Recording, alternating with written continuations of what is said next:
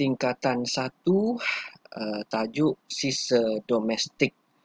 Okey, dalam tajuk sisa domestik ini, perkara pertama sekali yang kita kena tahu ialah jenis-jenis sisa domestik. Sisa domestik ini terdiri daripada pepejal dan cecair yang boleh dikategorikan sebagai bahan organik dan bahan bukan organik. Okey, apa dia bahan organik kalau awak tengok di sini? Ini bahan organik. Bahan organik ini maksud dia bahan yang boleh diuraikan dan boleh dilupuskan. Ianya dihasilkan dari sumber haiwan dan tumbuhan. Ini contoh sisa makanan. Ini bahan organik. Ini sisa kebun.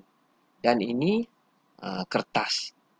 Bahan bukan organik pula maksudnya bahan yang sukar untuk diuraikan atau dilupuskan. Dia ni dihasilkan dari sumber mineral.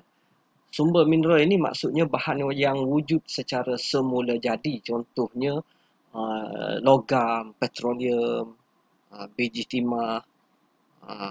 Ini contoh tin, ini plastik, besi terbuang, dan ini kaca. Okey, seterusnya apa dia sisa pepejal dan sisa cecair?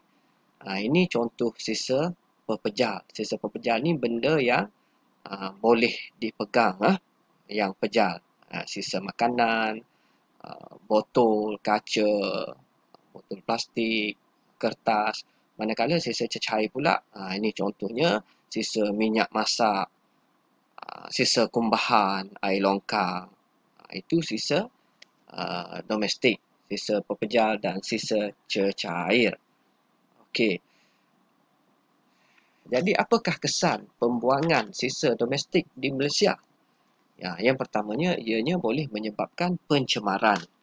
Kalau kita tengok, ini contoh pencemaran sungai yang berlaku akibat pembuangan sampah sarap tadi. Menyebabkan pencemaran air. Secara tidak langsung menyebabkan juga pencemaran bau. Pencemaran udara pula akan berlaku apabila kita melakukan pembakaran sisa domestik. Okey, yang kedua, wabak penyakit. Wabak penyakit ini sekiranya kita buang sampah, ia akan menjadi tempat penularan wabak penyakit yang disebarkan oleh haiwan. Ini contohnya lipas, tikus, lalat. Boleh menyebabkan bermacam penyakit lah, demam denggi, taun, malaria. Okey, seterusnya peningkatan kos penyelenggaraan. Kalau awak tengok gambar di sini, ini lori mengangkut sampah oleh majlis daerah lah, kerajaan tempatan. Kos akan meningkat sekiranya sisa domestik semakin bertambah. Kos akan meningkat untuk mengurus sisa domestik tersebut. Dan yang keempat ialah banjir kilat. Ini contoh banjir kilat yang berlaku di kebanyakan bandar di negara kita. Sikap tidak bertanggungjawab penduduk membuang sisa domestik ke dalam longkang, parit, ke dalam sungai akan menyebabkan aliran air akan tersekat. Jadi apabila hujan lebat, jumlah air akan meningkat secara mendadak. Maka berlakulah banjir kilat. Okey, jadi apakah langkah untuk mengurangkan kesan pembuangan sisa domestik itu tadi?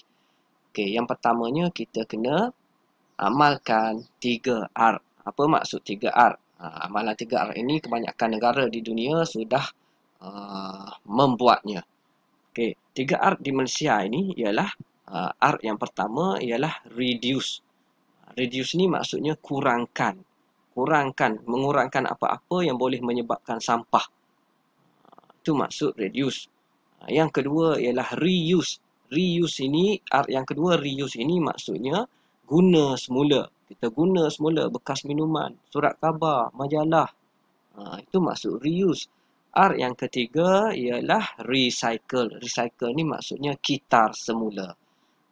Kitar semula. Kitar semula ni menghasilkan barangan baru daripada barangan terbuang. Yang kedua ialah penggunaan teknologi terkini. Contohnya penciptaan pinggang, pinggan daripada ubi kayu dapat menggantikan pinggan polisterin.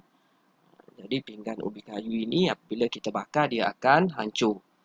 Kalau pinggan polisterin dia tidak akan hancur, dia akan tinggal ketulan-ketulan. Ini menyebabkan adanya sisa domestik di atas muka bumi.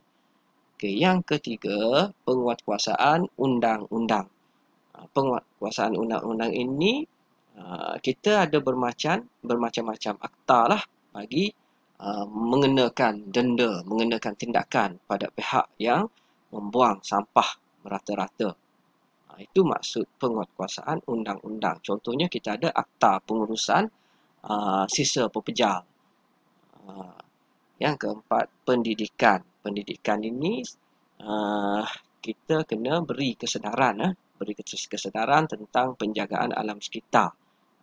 Terapkan kepada generasi muda. Mata pelajaran di sekolah boleh memainkan peranan. Mata pelajaran geografi, sains dapat memupuk kesedaran dalam kalangan murid. Dan yang kelima ialah kempen. Kempen ini pelbagai kempen telah dijalankan oleh agensi kerajaan, NGO, pihak berkuasa tempatan. Contohnya kempen Cintai Sungai Kita. Ini untuk memberi kesedaran kepada masyarakat, memberi kesedaran kepada rakyat di negara kita. Okey, sekian saja untuk tajuk ini.